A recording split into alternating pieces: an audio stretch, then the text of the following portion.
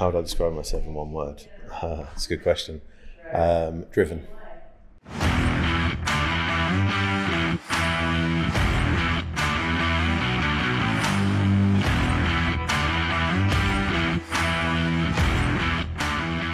I spent 15 years being a graphic designer. In that time, when I turned 28, I felt like I was a big boy, so my time to shine. I then stressed myself out by setting up those other businesses. There was a sushi bar, a salon I set up with my ex-girlfriend. I funded a paint and decorating business. I bought a pub, all in the space of 2 years.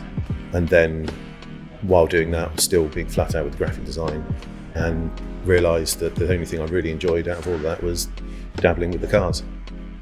So I spent the next couple of years trying to unwind all that and concentrate on what I love.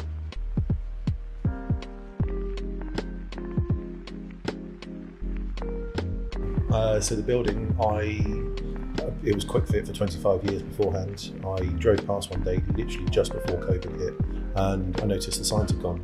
So I rang a couple of friends in the property game. No one knew what was going on with the building. So I went on Land Registry, found the owner, sent him a letter. He came back saying he'll find out what's going on and come back to me. So another week later, he calls me back saying the day later they handed in the notice, and his agent will be in contact. I tried cutting the agent out of it because I went direct, and he said, look, I'm in my 90s. He goes, I've worked with the agent for 45 years. He goes, it's easier for you to deal with him. And it was probably the easiest transaction I ever did. While everything was going crazy with COVID, I took a leap of faith, and a bit of a risk, but it paid off. A little bit more about the cars. I basically deal in the weird and wonderful. I deal in what most car dealers probably won't touch. A, because I've got no interest in normal cars, and B, because there's a lot of big profits in them.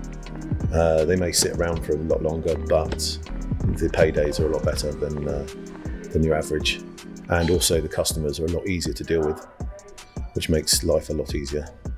They don't come without their issues, but it's a lot easier than the normal car industry. Well, I find it anyway.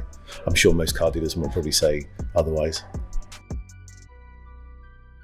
I sell 10 to 15 a month, which for the classics and stuff is quite a few. I roll on about, have about 35 to 40 in stock. But yeah, there's always something going on. It's funny, I'm not a salesman. Basically, the car doesn't sell itself, it doesn't get sold. That's another reason why I deal in the unusual stuff, because the person who comes to buy it already knows what they want. My favourite one here right now is probably the Corvette. I have a 1983 Ferrari 308 GTS that's in the mechanics being serviced at the moment. That's probably my favourite at the moment. I've had quite a lot of Mustangs, usually early 60s, well 64 to 67 is the sweet spot for those, and they always make a smile on my face. I went to Morocco riding motocross, and I came off on the 4th day, hence why I'm staying holding it. Yeah, it was massively that bike that I've just loaded up onto that van. I'd actually bought for myself. I'd agreed to deal before I went to Morocco, and then obviously when I got back, there was no way I'm going to be able to ride it for a few months, so I thought I might as well sell it. And it sold a hell of a lot quicker than I thought it would.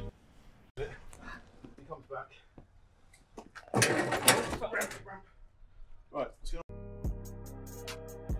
The coffee shop came about because I moved into this place, or I found this place at the beginning of the COVID, and it was, at the time, it was a lot bigger than what I needed. So I decided to put a coffee shop in the front of it.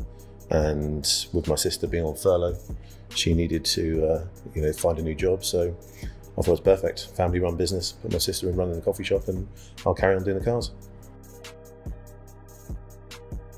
My grandfather basically started in just outside London, and then they all moved to the Isle of Wight, where my dad then carried on for a good 25 years till he knocked down his garage, built a block of flats on it, and then it was just pure coincidence I ended up in the same game.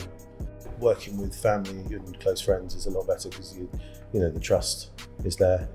You know full well that they've got your best interests at heart, so you can you can sleep well at night knowing that your money's safe. The long-term one would be on a farm, small holding with 2 substantial sized barns, one for supercar storage, one for my cars, and we'll probably put the coffee shop somewhere else and put somewhere nice and big with, so put a few cars in there, carry on with the same brand and feel. So yeah, that's a long-term goal.